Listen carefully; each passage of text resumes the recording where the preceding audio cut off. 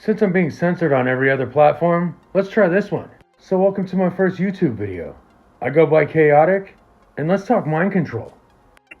I was given a glass of Kool-Aid, and so were the other children. This Kool-Aid was spiked with LSD. It was horrible. In the early days of the Cold War, the CIA ordered the creation of a secret program intended to find ways of mind control. They funded an army of psychiatric institutions across the United States and Canada to perform experiments on unsuspecting patients using psychedelic drugs, sensory deprivation, electroshock treatment, and more. The program was known by its codename, Mkultra.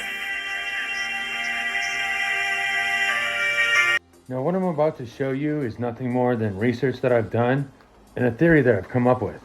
And that's that there's enough evidence out there and credible sources to suggest that mind control was used on some of the high-ranking Nazi officials. Almost like they were the guinea pigs of Mkultra.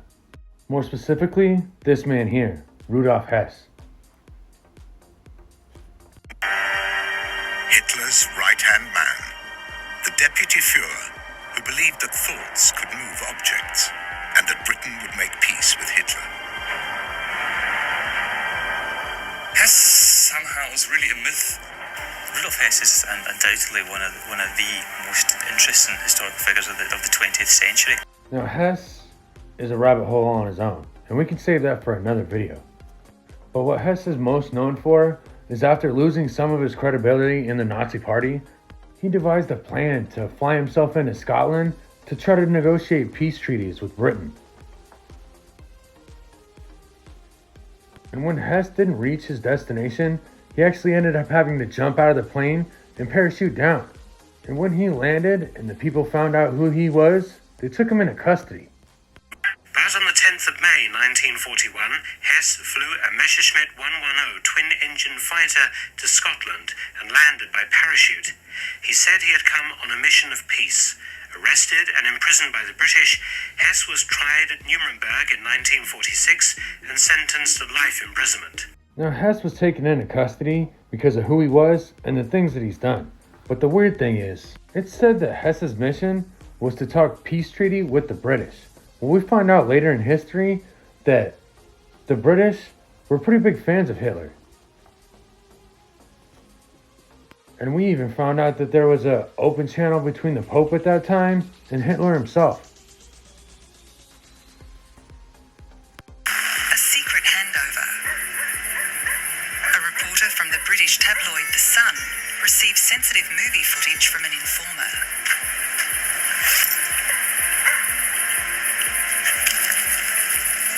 The pictures are political dynamite. They show Elizabeth II as a small girl, her mother and her uncle Edward. They are all performing a Nazi salute. How close were the royals to the Nazis? New reports show that after his abdication, Edward hoped that Hitler would conquer England and return him to the throne. Was the Duke of Windsor a traitor? Now Hess's days in custody leading up to his Nuremberg trial is where it gets interesting. Everything from him not eating, saying that he was being poisoned, to people entering his mind. But one of the biggest things was him saying he had temporary amnesia. Well, during the trial, one of the men that was sent to evaluate Hess was this man here, Rudolf Cameron, who was a specialist in sensory deprivation and memory. Dr. Ewen Cameron was president of the American and Canadian Psychiatric Associations. He ran the Allen Memorial Institute, which was founded in 1943 with funds from the Rockefeller Foundation. Or what he's most known for is being the creator of Mkultra.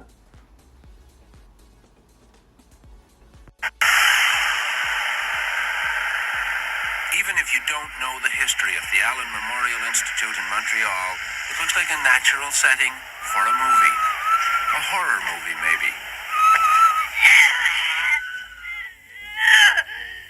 But then, the truth about what happened to hundreds of psychiatric patients there a long time ago is a horror story.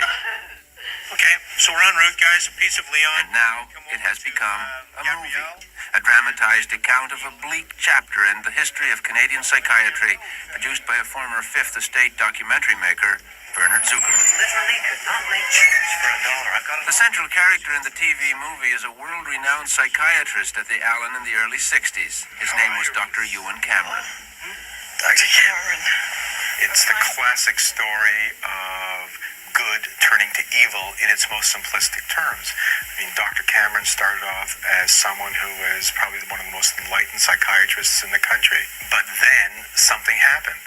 And whatever happened, suddenly here is this enlightened doctor, this noble doctor, who begins doing more and more and more bizarre experiments on his patients to the point where he is destroying the minds of hundreds of people. These are the days and hours of the occasion. Inspired by the exuberant post-war optimism in technology, Cameron thought he'd achieved a major scientific breakthrough: how to repair a damaged human mind.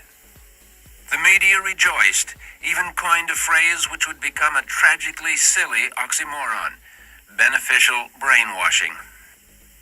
Now, at the Nuremberg trials, Hess was sentenced to life in prison. And that's where he remained as the sole prisoner in a prison built for 600 people until 1987, where he committed suicide.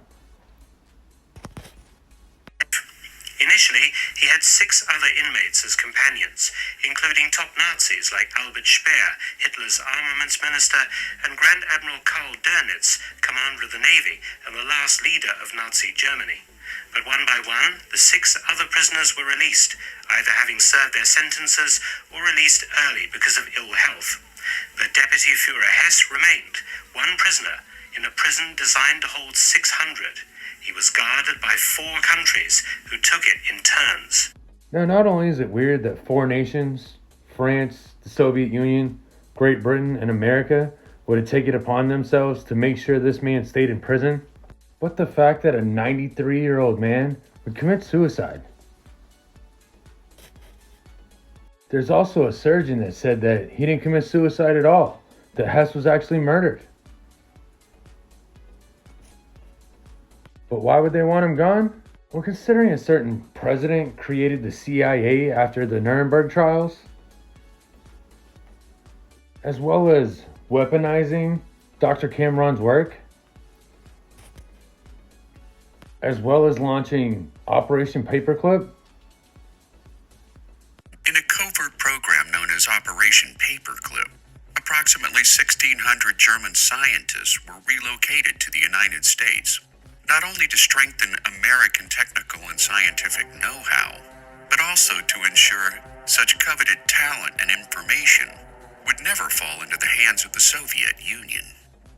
While President Harry S. Truman unofficially supported the operation, he banned the agency from recruiting active Nazi sympathizers, although the Office of Strategic Services, which would later become the CIA, largely circumvented Truman's edict by removing evidence of possible war crimes from a given scientist's official record.